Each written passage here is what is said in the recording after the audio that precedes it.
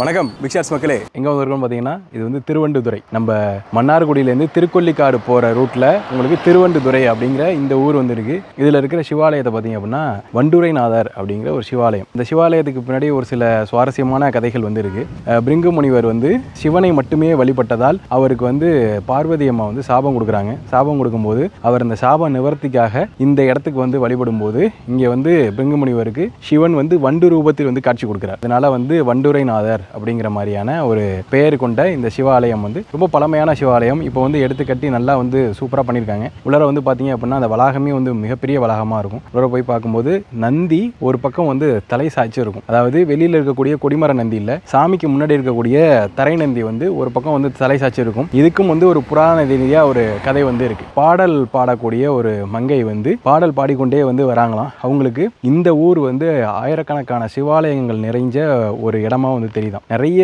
சிவனுடைய மேறுகள் வந்து தெரியுதாம். அப்போ வந்து அவங்க நல்லா பாடிக்கிட்டே வந்து வராங்க, சிவனை போட்டு வந்து பாடுறாங்க. அப்படி பாடும்போது இந்த நந்தி வந்து என்ன பண்ணுதாம், அந்த பாடலுக்கு ஏற்ற மாதிரி முகத்தை வந்து திருப்பி பார்த்துதான். ஸோ அது வந்து இன்னுமே அந்த நந்தியோட அமைப்பு வந்து ஒரு சைடு தலை சாய்ச்ச மாதிரியான இருக்கும். இது எல்லாமே இங்கே இருக்கக்கூடியவங்க தற்சமயம் எங்களுக்கு சொன்ன தகவல்கள். இது வந்து நெட்லேருந்து எடுக்கல, இது வந்து இங்கே இருக்கவங்களே வந்து சொன்னது.